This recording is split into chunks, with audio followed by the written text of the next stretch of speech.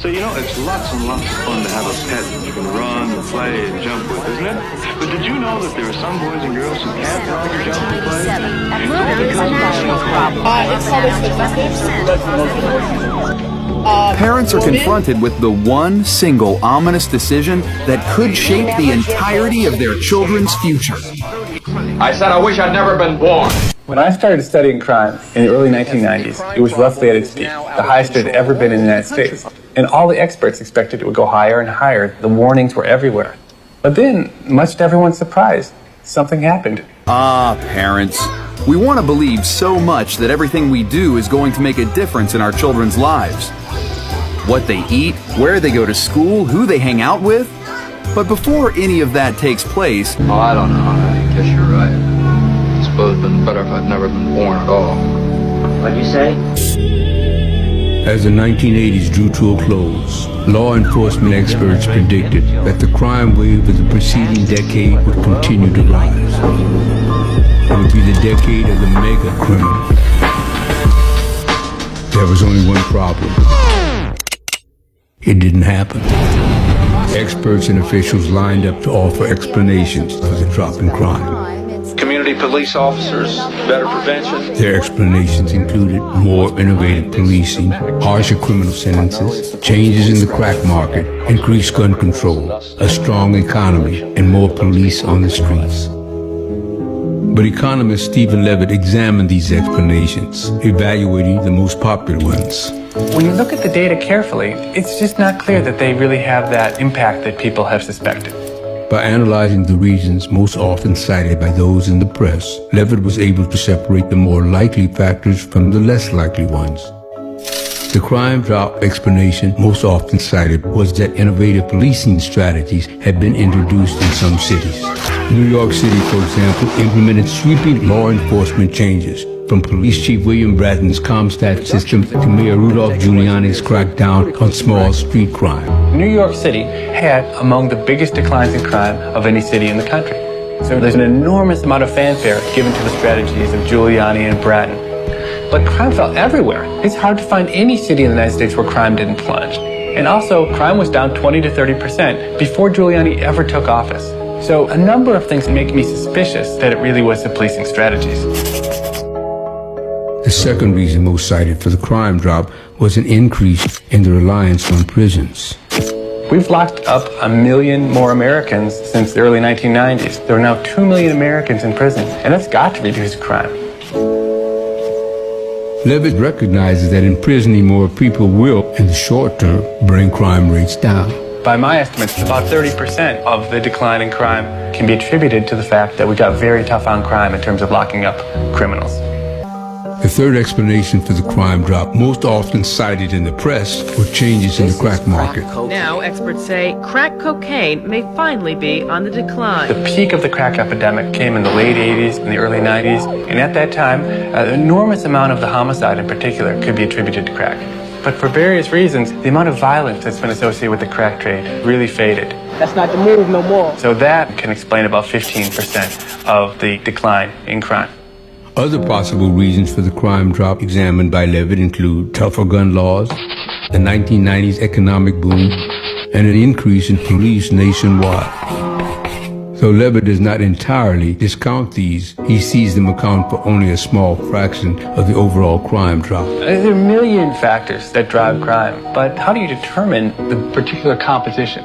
Overall, what Levitt found from all these reasons was that taken together, they only explained about half of the 1990s crime drop. The other half remained a mystery. So what happened? Well, let's rewind to what for many Americans may have seemed an irrelevant incident in a faraway place.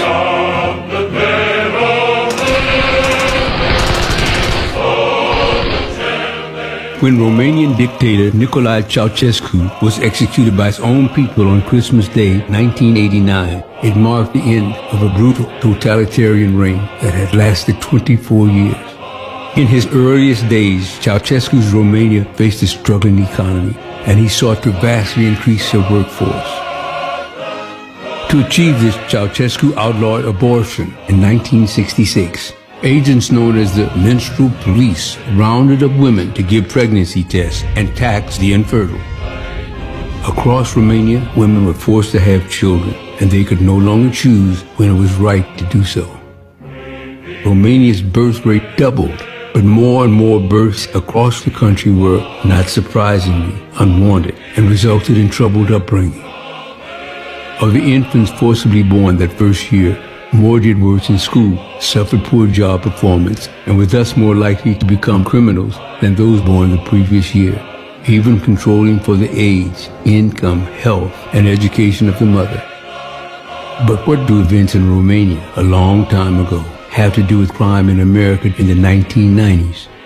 According to Stephen Levitt, a lot.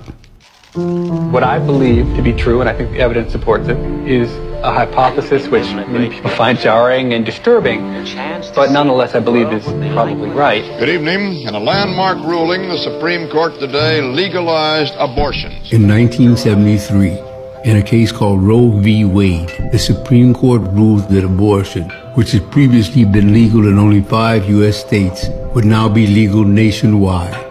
Precisely the opposite of what happened in Romania. The legalization of abortion in the 1970s was one of the primary reasons why crime fell in the 1990s, because a whole generation of potentially unwanted children were never born because of the legalization of abortion. And if you fast forward 20 years to the point in time when they were going to be at their peak crime ages, they simply weren't there to do the crime. The trouble, of course, is that life isn't like the movies. For so many children who, without Roe v. Wade, would have been born in 1973, their lives might not have been the wonderful lives of being born into a loving family in yesterday's small-town America. Rather, theirs would be the far harder road of being born into a potentially unwanting household in America's crumbling inner cities or forsaken heartland. Levitt's conclusion? As much as half of the 1990s crime drop was an unintended consequence of Roe v. Wade. The theory behind it is actually quite simple. Unwanted children have been shown to be at high risk for crime. With legalized abortion, fewer unwanted children were born. Therefore, the theory would be that there would be less crime 15 to 20 years later when those cohorts reach their peak crime ages. And the data support that hypothesis quite strongly. If you follow the data, there were 5 states that legalized abortion 3 years before Roe versus Wade, and about 15 years later, their crime begins to fall 3 years before the rest of the country. Then, if you look at the states where abortion was not just legal, but easily available to people who wanted to get them, 16, 17 years after Roe versus Wade, you see a 30% difference between the states doing a lot of abortions and the ones that are doing very few. Finally, all of the effect we see in the divergence in crime, all of that is concentrated among people under the age of 25, people young enough to have been exposed to legalized abortion. People older than the age of 25, there's no difference whatsoever between the high abortion states and the low abortion states. And I think in some ways that's the best evidence we have that legalized abortion is responsible for a big chunk of the decline in crime. Levitt's controversial theory has provoked strong reaction among critics. Is he, for example, advocating abortion as a crime-fighting tool? In no way would I take this as advocacy in favor of legalized abortion. I don't think anyone's opinion about whether abortion should be legal or not should be affected by our results. Some of Levitt's critics suggest that his theory holds what might appear to be class or racial implications. He argues, though, that race and class have nothing to do with the matter, that his theory targets no specific group other than mothers-to-be of all backgrounds. And since, as Levitt points out, women who elect to abort go on to become child-bearers consistent with the general population, Levitt's argument could thus be understood to suggest that legalized abortion does not so much prevent birth as delay it. This turns an unwanted birth by a too young mother, for example, into a wanted birth by that mother when she feels more ready. So, if Levitt is not advocating abortion as a crime America, I want you to listen to these words right now. Is that so? Are you trying to say the termination of blacks in the womb?